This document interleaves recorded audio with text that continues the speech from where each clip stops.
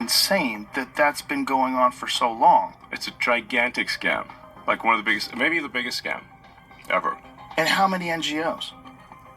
I think there's a total number of NGOs, probably millions, but in terms of large NGOs, tens of thousands.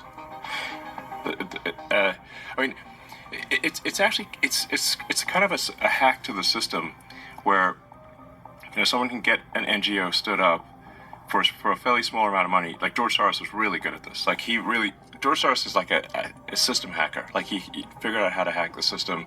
He's a genius at arbitrage. I mean, these days he's pretty old, but a genius at arbitrage. So he figured out that you could leverage a small amount of money to create a nonprofit, then lobby the politicians to send a ton of money to that nonprofit, so you can take what might be, a $10 million donation to a nonprofit to create a nonprofit and leverage that into $1 billion NGO. A nonprofit is a weird word. It's just a non-governmental organization, and then the government continues to fund that every year, and it'll have a nice sounding name, like the Institute for Peace or something like that. But really, it's a graft machine. Online commentators were shocked, with this person saying Elon Musk literally just exposed Democrats' George Soros money laundering scam on Joe Rogan. This commentator agreed, saying there is no crime syndicate, no gang that could ever come close to the amount of money that was stolen from our government. Musk's further exposing of corruption comes after he took controversial steps to cut waste in federal agencies by holding employees accountable.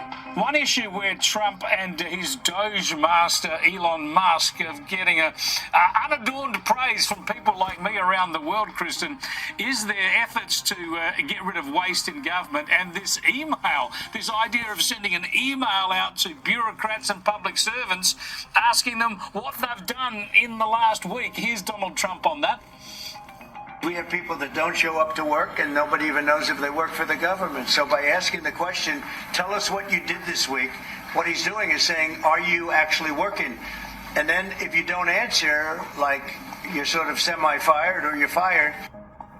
Kristen, this is just so obvious and so right, but there are so many leftists around the world up in arms about it.